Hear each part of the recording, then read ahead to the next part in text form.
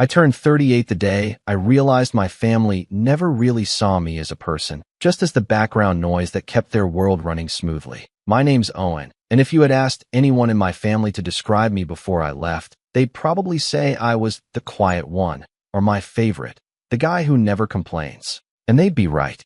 I didn't complain. Not when my mom forgot my birthday 3 years in a row. Not when my younger brother borrowed my car and totaled it.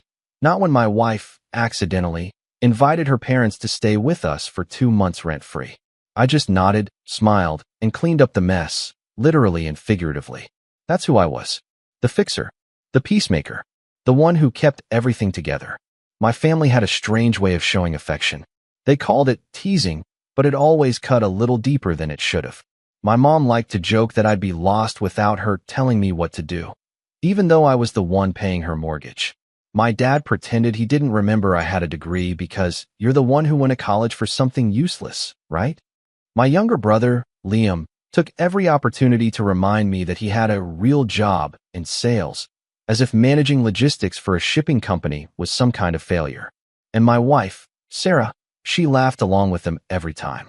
It's funny, though, how you don't notice the small cracks until the whole structure starts to cave in. For years, I told myself they were just joking, that maybe I was too sensitive, that they didn't mean it that way. But then came my birthday, and that stupid card. We had dinner at my parents' house, the same as always. Mom made her signature lasagna, my favorite, though she'd loudly announced to everyone that it's too much work for 1 day a year. The table was crowded. My parents, Liam and his girlfriend, Sarah, and me. They were in good spirits, laughing and drinking wine, while I was busy setting the table and making sure everyone had what they needed. I didn't mind. I never did. After dinner, my mom clapped her hands and said, "All right, everyone, time for gifts." She sounded like a game show host announcing a prize. I smiled and waited as she handed me a single envelope. That was unusual. Normally, they'd at least get me a book or a shirt or something small. But this year, just one envelope. I opened it. Inside was a cheap-looking greeting card with a cartoon of a man slumped over a desk. The text said, "Congrats on wasting another year." I looked up, confused. Then I heard it, the laughter. My mom's shrill laugh, my dad's deep chuckle, Liam snorting like it was the funniest thing he'd ever seen. Even Sarah covered her mouth, giggling. For a moment, I thought there had to be something else inside. Maybe money, or tickets, or something. But no, just the card. "Come on, Owen," my dad said, wiping his eyes. "It's just a joke." "Yeah, lighten up, man," Liam added. "You're always so serious." I forced a smile. "Yeah, good one," I said quietly. They all laughed harder. I laughed too. What else could I do? Later, after everyone left, I stayed behind to clean up. My mom had already started stacking plates, but she stopped halfway through and said, "You've got it right, honey?" "I'm exhausted." I nodded. Sarah gave me a sympathetic smile as she slipped on her jacket, saying, "Don't take it so personally, babe. They just like teasing you." Then she kissed my cheek and left with the rest of them. So there I was, standing in my parents' kitchen at 10:30 on my birthday, washing dishes while my family's laughter still echoed faintly from the front porch. I stared at the soapy water and thought, is this it? Is this what my life is going to be? Always cleaning up after people who laugh at me for sport? I didn't decide to leave that night. It was more like a quiet click inside me, a door shutting softly somewhere in the back of my mind. A thought that said, you don't have to stay here. The next morning, I woke up before Sarah, made coffee, and sat by the window watching the sunrise. She stirred eventually, yawning, and said, "You okay? You've been quiet since last night." "I'm fine," I said. I wasn't, but that was my default response. "You know they were just joking, right?" she said. "You always get so sensitive when they tease you." I nodded. "Yeah, I know." But I didn't know. Not really. Because the more I thought about it, the more I realized that if the roles were reversed, if it were Liam or my dad, or even Sarah, they'd never make that kind of joke. They'd never humiliate each other like that in front of everyone. But for me, it was open season. Over the next week, I started noticing things I'd ignored before. The way Sarah rolled her eyes when I talked about work. How she'd forget to cook dinner because she assumed I'd just grab takeout. The way my family never said thank you when I did favors, like driving Liam to the airport at 5 a.m. or fixing my mom's Wi-Fi for the 10th time. I was useful to them, but not valuable. One night, I came home to find Sarah on the phone with her sister, laughing. Yeah, he actually thought we were going to get him something serious this year, she said. I froze in the doorway. She didn't see me. I told him to stop pouting. He's so sensitive sometimes. I quietly went upstairs and sat on the edge of the bed. I stared at my hands for a long time. They were cracked and dry from years of manual work. The kind of hands that built things, fixed things, held things together. I thought about how none of them had ever really looked at those hands and seen what they'd done for them. A few days later, my mom called. Hey, honey, she said. Can you come by and take a look at the washing machine? It's making a weird sound. Sure, I said automatically. As I hung up, I felt something inside me twist. I realized I was about to go over there on my only day off to fix something for free, for the same people who laughed at me a week ago. I stared at my reflection in the mirror and said out loud, "What are you doing?" That question stuck with me. That night, after Sarah went to bed, I opened my laptop. I didn't have a plan, just a restless need to move. I looked up flights, half out of curiosity. I typed random destinations. Denver, Lisbon, Tokyo. Then I saw one, Vancouver. I'd always wanted to go there. I didn't even know why. Something about the mountains and water, the idea of starting somewhere nobody knew me. I clicked book flight. A one-way ticket. 3 weeks out. The next morning, I woke up feeling lighter than I had in years. But as the departure date crept closer, I started second-guessing everything. What if Sarah noticed? What if my family found out? What if I couldn't do it? They made it easy, though. Every week, another jab, another joke. At dinner, Liam mocked my job again. My mom said I wasn't getting any younger. Sarah laughed along. It was like they were daring me to finally break. And when I did, it wasn't dramatic. It wasn't loud. It was quiet. Calculated. 3 weeks later, I packed a single suitcase, left a note on the kitchen counter, and walked out before sunrise. No one saw me go. The first night in Vancouver, I sat in a cheap Airbnb, looking at my phone. 20 missed calls. 10 texts. Then one post from Sarah. Please, come home. We're sorry. The house feels empty without you. I stared at the screen for a long time, the glow lighting up the empty room around me. For the first time in my life, I didn't feel invisible. I felt free. But freedom doesn't last long when the people who used to control you realize you're gone. And that's when things started getting complicated. The messages started pouring in the next morning. First from Sarah, then from my mom, then Liam. I didn't answer any of them. Not a single one. For the first time, I didn't feel like I owed anyone an explanation. Still, I couldn't help reading them, one by one, like picking at a scab you know you should leave alone. Sarah's first message was calm. Owen, please call me. I'm really worried. We can talk about this. Then came the guilt trip. You just left? Without saying anything? Do you know how embarrassing that was for me? Then the anger. This is so selfish. I can't believe you do this to your family. My mom's messages were worse. You can't just run away from your responsibilities. We all depend on you. Your father's been so upset he can't even eat. Then came the final blow. You're acting like a child, Owen. Come home and stop this nonsense. Liam's message was short and predictable. Dude, grow up. It took everything in me not to respond. I'd spent my whole life explaining myself to these people, trying to make them understand why their words hurt, why I needed something different, why I wasn't happy. And every time, they brushed it off as overreacting. This time, they'd get silence. The first week in Vancouver felt surreal. I rented a small studio apartment above a coffee shop. The walls were thin, the heater made a rattling sound, and the streetlights flickered at night, but it was mine. I didn't have to walk on eggshells or wait for someone to criticize the way I folded laundry.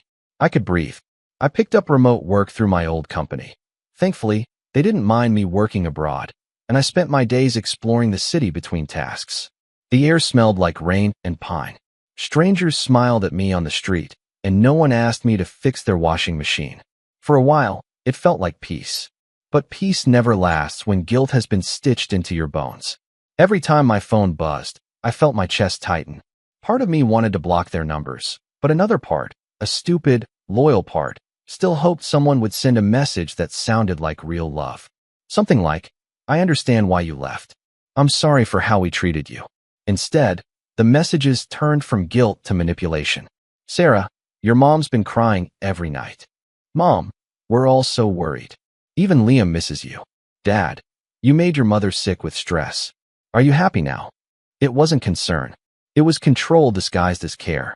By the second week, I stopped checking my phone altogether. I left it in a drawer, bought a cheap flip phone, and gave the new number only to my boss. I didn't tell anyone else. It felt good, until one cold morning when I went downstairs for coffee and saw her. Sarah, standing in the doorway of the cafe, wearing the same red coat she'd had for years, holding her phone like a lifeline. She spotted me before I could duck away. "Owen," she gasped, hurrying over. My stomach dropped. "What are you doing here?" "I had to find you," she said out of breath. "You just disappeared." "That was the point," I said flatly. Her eyes filled with tears, real or rehearsed. I couldn't tell. "I just want to talk. Please." I hesitated, then gestured toward an empty table. 5 minutes. She sat down, clutching her phone like it was proof she deserved to be here. "Your mom's a wreck.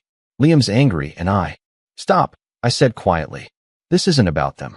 What do you want?" She blinked, thrown off. "I want you to come home. We can fix this. You've made your point." "My point?" I repeated, feeling my pulse spike. "You think this is a stunt? That I left just to make a point?" She opened her mouth, but I kept going. "You laughed at me, Sarah. You all did. For years. Every time I tried to talk about how I felt, you said I was overreacting. You let them humiliate me in front of everyone, and you never stood up for me." She sighed, crossing her arms. "You're being dramatic again." That was it. The same sentence she'd used 100 times before. Something inside me hardened. "I think we're done here," I said, standing up. She looked panicked. "Wait. Owen, please. I'm not coming back." Her voice trembled. "So that's it. You're just walking away from your family? From me?" "I'm walking away from people who never cared unless I was useful," I said. "There's a difference." She flinched like I'd slapped her. I didn't mean to sound so cold, but it was the first time I'd said it out loud. That night, she messaged me again. "You'll regret this." For a few days, I thought she'd given up. But then I got an email from my landlord. "We've been contacted by someone claiming to be your wife, asking for your address verification for an emergency. Should we confirm?" My blood went cold. She was still trying to track me. I responded firmly. "Do not share my location with anyone." That same night, I opened my banking app and saw 3 missed calls from the bank's fraud department. I called back, and the representative said someone had tried to access my joint account with a secondary authorization. My heart sank. Sarah. She hadn't just come to talk. She'd come to get something. The next morning, I received an email titled Urgent, Power of Attorney Inquiry. It was from a lawyer's office back home, asking if I had authorized a request from my wife and mother. Apparently, they'd been trying to gain financial control in the event of incapacitation. That's when the realization hit me like a truck. They weren't worried about me. They were worried about my money. I had some savings. A decent amount. Years of being frugal while they spent freely. I'd always helped when they asked. Paid Liam's car down payment, covered part of my mom's mortgage, bailed Sarah's parents out of debt once. I thought it was what good family did. But now that I wasn't around to keep the faucet running, they were panicking. I didn't respond to the lawyer's email. I called my bank, froze all joint accounts, and set up a new one in Canada under my name only. Then I sat on the floor of my small apartment and just laughed. It wasn't funny, not really. It was the kind of laugh that happens when you've been punched so many times, your body forgets how to react. But as I laughed, something inside me shifted again. I wasn't the quiet fixer anymore. I was the ghost that slipped through their fingers. Then came the final straw. A week later, a package arrived at my apartment. No return address. Just my name, printed neatly on the label. I opened it carefully and froze. Inside was the birthday card. The same one. "Congrats on wasting another year." Underneath it was a note, written in my mother's handwriting. "You can't run from family, Owen. You'll always come back." I sat there for a long time, the card in my hand, my chest tightening with a mix of anger and disbelief. It wasn't just a message, it was a taunt. They were telling me that no matter how far I went, they still believed they owned me. That night, I couldn't sleep. I kept pacing the room, replaying every moment. The laughter at that dinner table, Sarah's dismissive tone, the years of light jokes that were really just digs at my expense. And now this. For the first time, I wasn't sad. I was furious. I pulled out my laptop and started documenting everything. The emails, the bank attempts, the lawyer's message, even photos of the card and note. I saved it all in a folder named Family Matters. I didn't know what I was going to do yet, but I knew I wasn't going to let this slide. I thought they'd stop when they realized I was serious. But they didn't. They doubled down. A few days later, I got an unexpected call from my boss. "Hey, Owen," he said carefully. "I've been getting some concerning emails about you." "Emails?" I repeated. "Yeah, from your brother. He sent a message to HR claiming you've been dealing with mental instability, that you might be a risk to clients." My stomach dropped. "He what?" I knew it didn't sound right. My boss said quickly, "You've been one of our most reliable people, but I wanted to make you aware." I thanked him and hung up, my hands trembling. They weren't just trying to find me, they were trying to destroy me. And that's when I realized something terrifying. This wasn't just about control anymore. This was about punishment. They wanted me back not because they missed me, but because they couldn't stand the idea of me living without them. That night, I stared at my computer screen for hours. The folder Family Matters sat open, the cursor blinking. For the first time in my life, I didn't feel small. I felt powerful. I'd spent decades letting them define me as the quiet one, the helper, the doormat. But now I had proof. Proof of their manipulation, their greed, their cruelty. And I knew exactly what I was going to do with it. But before I could act, before I could even begin, I got one final message that changed everything. It was from Sarah. No words, just a photo of my parents' house. And in the background, parked in the driveway, was a moving truck. Then came her next text. "If you won't come home, we'll make sure there's nothing left to come back to." I froze, the phone slipping slightly in my hand. The image burned into my brain as a slow, cold realization settled in. They weren't just trying to control me anymore. They were trying to erase me. I didn't sleep that night. I just sat there in the dark, staring at the photo Sarah had sent me, the one with the moving truck in front of my parents' house. My first thought was disbelief. They wouldn't actually touch my things. They wouldn't go that far. But deep down, I knew better. My family had always lived by a quiet, unspoken rule. What's yours is ours, and what's ours is none of your business. They'd borrowed my things for years, my tools, my car, even money, always with the promise of, "I'll pay you back." But they never did. This time felt different, though. This time it wasn't just about taking something. It was about sending a message. I opened my phone again, scrolling through the text from Sarah. "You left all your stuff here. We're cleaning out the house. It's not like you were planning to come back.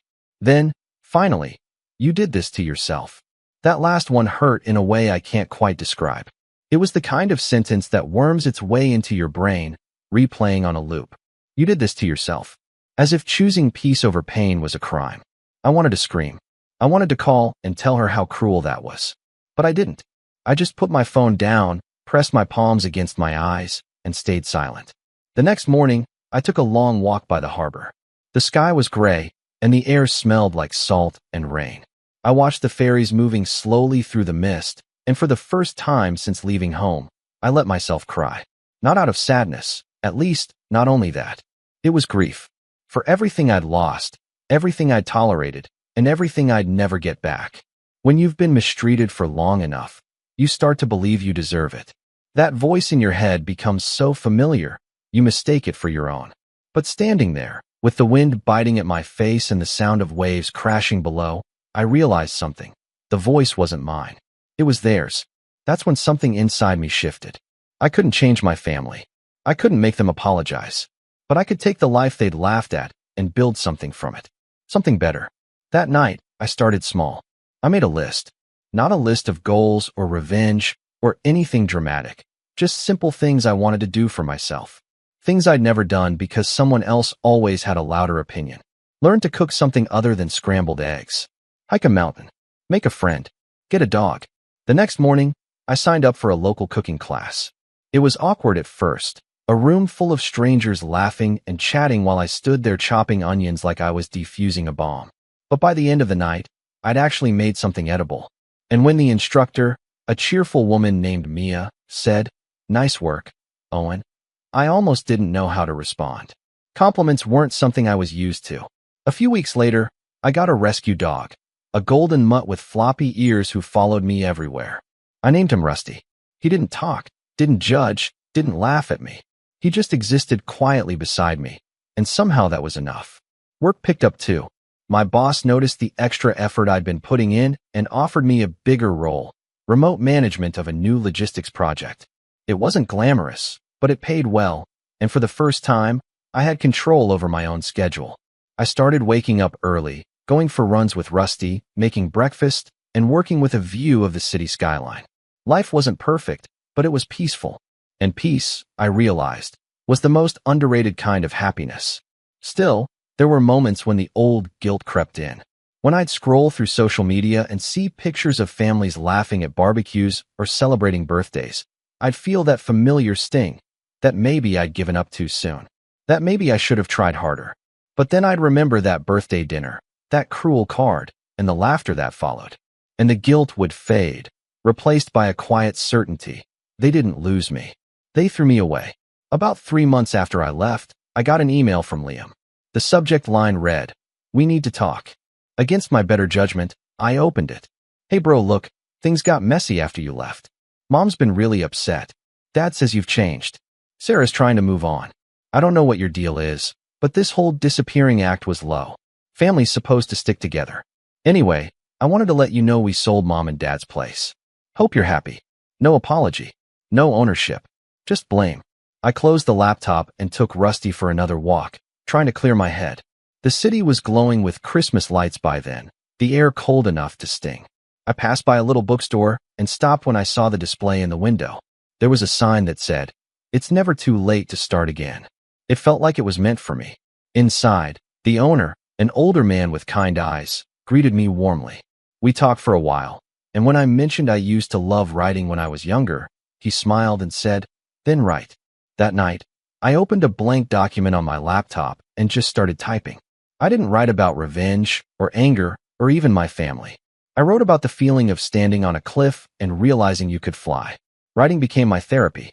Every night after work, I'd write for an hour or two about freedom, about finding yourself after being broken, about the strange calm that comes after a storm. It didn't matter if it was good or not.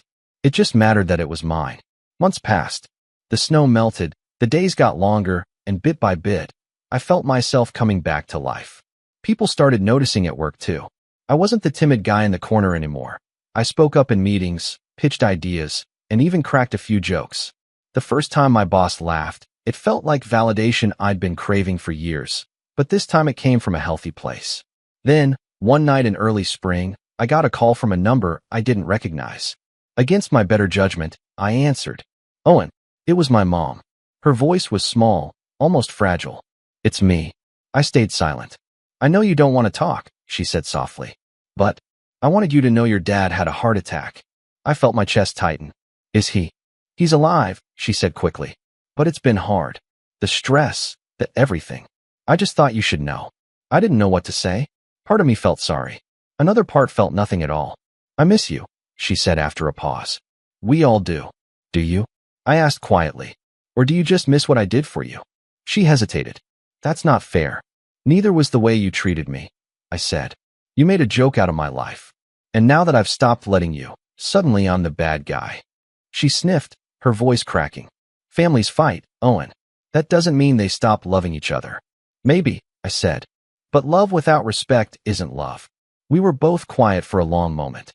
Then she said, "If you ever decide to come home." "I am home," I interrupted. She didn't respond. Then, quietly, she said, "Goodbye, Owen," and hung up. I sat there staring at the phone, feeling both empty and strangely at peace. That was the last time we spoke. In the months that followed, my life continued to change. My writing turned into short stories, then articles, and eventually one of them got published online. The editor emailed me, asking if I'd ever considered writing full-time. It felt surreal, like the universe was rewarding me for finally choosing myself. Rusty became my constant companion, following me to cafes and lying under my desk while I worked. Sometimes, when I looked at him, I'd think about how loyal he was, how he didn't care about money, success, or appearances. He just wanted to be around someone who cared. That kind of simplicity started to feel like the ultimate freedom. I wasn't rich. I wasn't famous. But I was finally content. And that was something my family never managed to be. Still, I knew it wasn't over. Because one morning, about a year after I'd left, I got another email. No name, just a scanned document attached. It was a court notice. Apparently, my family wasn't done trying to pull me back into their chaos. The subject line read, "Notice of claim, family financial dispute." And at the bottom, in small print, was the name of the person who filed it. Sarah. The email sat unopened in my inbox for nearly 10 minutes. I just stared at it, the subject line blurring as my mind ran through 100 different possibilities. It wasn't like I didn't expect something eventually. After the way I left, after the silence, the boundaries, the refusal to return, of course they'd try to get me back somehow. And Sarah? She was the most entitled of all, masked under a calm, level-headed exterior, the kind that made everyone else think she's so patient with Owen. But a lawsuit? That was bold. When I finally opened the document, I read through it slowly, taking in each word with a strange kind of numb clarity. It was phrased with careful legal jargon, but the intent was crystal clear. Sarah was filing a financial claim against me, citing emotional distress, marital abandonment, and unfulfilled shared obligations, as well as claiming that she had a right to half of all assets acquired during our marriage. It wasn't the demand that shocked me. I knew she'd want money. It was the way she tried to weaponize everything I'd done to protect myself. She painted my silence as cruelty, my departure as abandonment, my healing as malice. And the kicker? Attached to her claim was a character statement from Liam, my own brother. He wrote that I had a pattern of selfish behavior, that I'd always been overly sensitive, and that Sarah had been the one holding the family together during my mental collapse. I remember reading that part out loud to Rusty and laughing, not because it was funny, but because it was so perfectly predictable. They were rewriting the narrative, turning the guy who did the dishes after his own birthday humiliation into the villain. For a few hours, I felt the old panic creeping back in, that tightening in my chest, the inner voice telling me, "This is your fault. You should have stayed. You should have kept the peace." But then I remembered the folder on my hard drive. Family Matters. I opened it, scrolling through the screenshots, audio recordings, messages, and emails I'd saved over the past year. My mom's guilt trips, Sarah's veiled threats, Liam's HR sabotage attempt, the financial access requests, the birthday card, the moving truck. I had receipts. They wanted a war, but I had already been building the fortress. The first thing I did was call a lawyer. I explained the situation, sent her everything I had, and asked her one question. How do I make this stop permanently? Her name was Lynn, a sharp and no-nonsense family attorney who didn't blink once during my story. After reviewing the materials, her response was calm but firm. They expected you to crawl back. You didn't. Now they're panicking. This lawsuit is a pressure tactic. But you've got leverage, real leverage. If we play this right, we can not only shut this down, but make sure they never try anything again. I liked the way she said we. Step 1 was filing a response, a calm, professional dismantling of every accusation in Sarah's claim. Lynn helped me write a countersuit for legal harassment, misuse of marital assets, and emotional abuse, supported by the documents I collected. Step 2 was securing all of my accounts, assets, and legal identity. That meant updating my residency status in Canada, transferring my savings to new private accounts, and removing my name from any remaining shared property, including the house Sarah had stayed in after I left. I found out through the bank records that she hadn't paid a single mortgage installment since I disappeared. The house was in my name. She was squatting in my property while suing me for money. Step 3 was more subtle, but it was the most important. I started telling my story, not to the world, not yet, but to people who could make a difference. I reached out to Liam's HR department, the same one he tried to poison against me, and calmly submitted a formal complaint with screenshots of his attempt to sabotage my career. I didn't demand action. I just wanted them to be aware. I also contacted Sarah's employer. She worked as a counselor at a private school. Her image was everything. I sent a quiet message to their administrative office, a scanned copy of the power of attorney request she tried to file behind my back, dated and signed. No threats, no accusations. Just, this document was submitted without my consent. I wanted to clarify the matter to avoid any confusion. Let the truth sit in their inbox like a ticking clock. And then, I waited. In the meantime, I kept working. I kept writing. I even pitched a short piece to a local literary magazine, a fictionalized version of a man escaping a toxic family, learning to rebuild his life from scratch. It wasn't flashy, but it was honest. Raw. When it got published, I received a dozen messages from strangers thanking me for sharing something that felt like them. That did more for my healing than therapy ever could. The day of the hearing approached slowly. Lynn said Sarah's lawyer was pressing for a quick settlement. They wanted me to panic, to fold. Instead, I went silent. Again, that silence became my weapon. And then, 2 weeks before the court date, something unexpected happened. I got a message from Sarah's sister. We'd never been close. Amanda was always polite, a little distant. She once told me, in a quiet moment, that she admired how much I put up with. I never forgot that. Her message said, "Owen, I know we haven't talked, and you probably don't want to hear from me, but I saw the court filings. I also saw the documents you sent to the school. I just wanted you to know, not everyone in the family thinks you're the bad guy. I hope you're okay, and I hope you don't let them pull you back in. You don't owe them anything." That was the first time anyone had said those words to me. You don't owe them anything. It stuck with me. A few days later, Liam's company announced a round of internal investigations. His name wasn't mentioned, but someone sent me a screenshot from LinkedIn. His job title was suddenly gone. Sarah, meanwhile, had gone quiet. Her messages turned from legal threats to pitiful requests. "We can drop this. If you'll just talk to me. Why are you doing this? You don't have to ruin everything. You've changed." And maybe I had, because the old me would have felt guilty, would have called, would have tried to make it right. But the new me, the one who finally saw the pattern, who finally realized he was never broken but gaslit, that version of me had no intention of going back. The revenge wasn't loud. It wasn't dramatic. It was silent, strategic. The best revenge is living better and making sure the people who try to break you know it. But I still had one last card to play. I wasn't just going to win the lawsuit. I was going to make sure they could never pull this again, not on me and not on anyone else. And for that, I needed to return home. Not to stay, just long enough to look them in the eye, to show them what it looked like when the quiet one finally stood up. The flight back home was quiet, and so was I. There was no anger anymore, no trembling hands or tight chest. Just a calm resolve, the kind that comes when you know exactly what needs to be done. It had been nearly a year since I'd last seen any of them. I wasn't returning to reconnect. I was coming to finish it.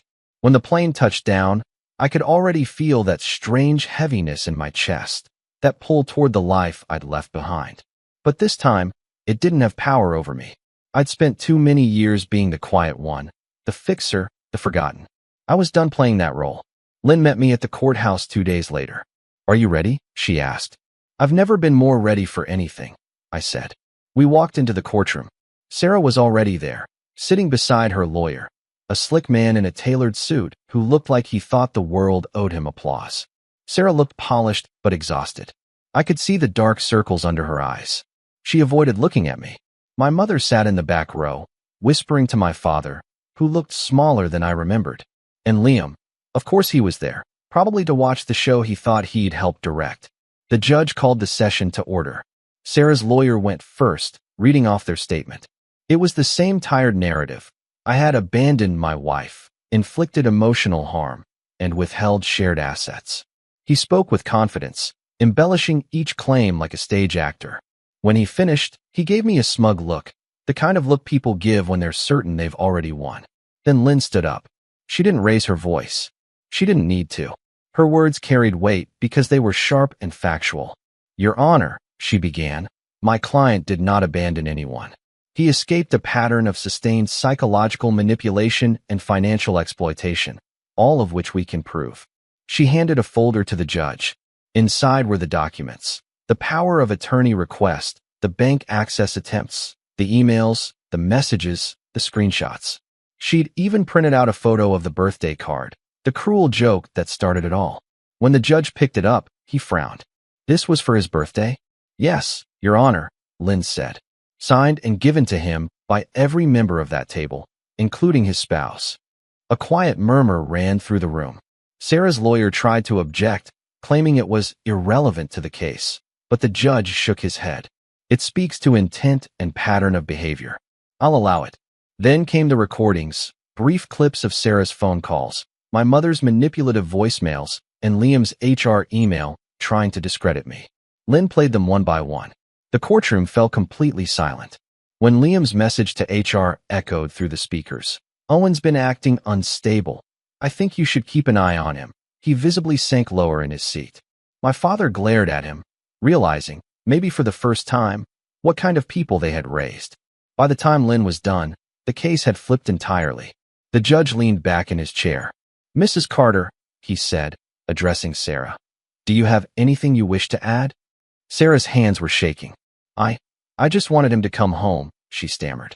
I thought if I filed something, he'd have to talk to me. The judge's tone softened, but only slightly. That is not how the legal system works, ma'am.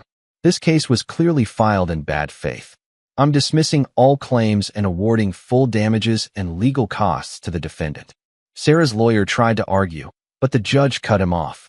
You're lucky I'm not sanctioning your client for harassment. It was over. Or at least, it was for them. For me, the real closure came after.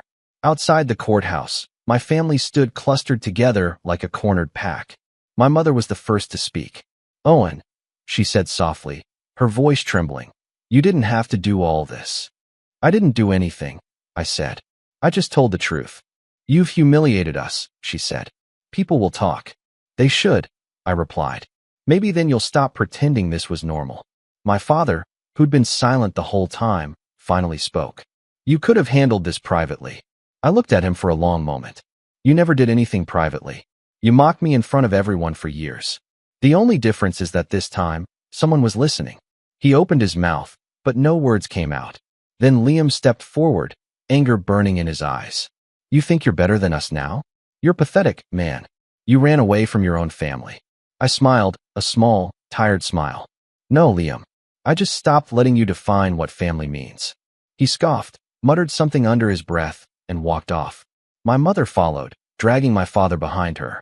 Sarah stayed for a moment longer. Her eyes were red, her mascara smudged. I didn't want it to end like this, she said quietly. Neither did I replied. But you made your choice when you turned love into leverage. She reached out, as if to touch my arm, but I stepped back. Goodbye, Sarah. She nodded, then walked away without another word. For a moment, I just stood there on the courthouse steps, feeling the weight of a decade lift off my shoulders. The air felt cleaner, lighter. Over the next few months, the fallout unfolded quietly but completely. Sarah lost her position at the school after her employer reviewed the power of attorney documents. Apparently, they didn't think someone who tried to secretly seize financial control of her husband's life was fit to counsel students about ethics. Liam's company terminated his contract for integrity concerns related to internal communications. My parents, stripped of the illusion of being the respectable family they once were, withdrew from social circles that no longer wanted to associate with them. And me? I went back to Vancouver, back to Rusty, back to my small apartment above the coffee shop, to the routine that had built me piece by piece. But this time, I wasn't hiding. I used part of the settlement money from the case to expand my writing. I started a blog about family boundaries, emotional recovery, and rebuilding identity after toxic relationships. It gained traction fast. People from all over the world wrote to me, sharing their stories, thanking me for giving words to what they'd never been able to say. A few months later, a publisher reached out. They wanted to turn my blog into a book. I said yes. The book did better than I ever imagined. It wasn't a bestseller, but it reached the right people. The quiet ones, the ones like me who had been told for years to stop being so sensitive. It gave them permission to see sensitivity as strength. And then, one day, I received a letter in the mail. No return address. Inside was a single card. It said, "We're proud of you." There was no signature, but I knew the handwriting. My mother's. For a long time, I didn't know how to feel. There was no apology inside, no explanation, just those 4 words. I placed the card on my desk and stared at it for a while. Then I tore it in half and threw it away. Forgiveness, I realized, doesn't always mean reconciliation. Sometimes it means closing the book and walking away for good. A year later, on my 40th birthday, I went hiking up a mountain trail overlooking the city. The sun was setting, painting the sky in shades of orange and pink. Rusty sat beside me, tail wagging lazily. I took a deep breath and laughed, not the forced, polite laugh I used to have, but a real one, the kind that comes from somewhere deep. I thought about that card from years ago, the one that said, "Congrats on wasting another year."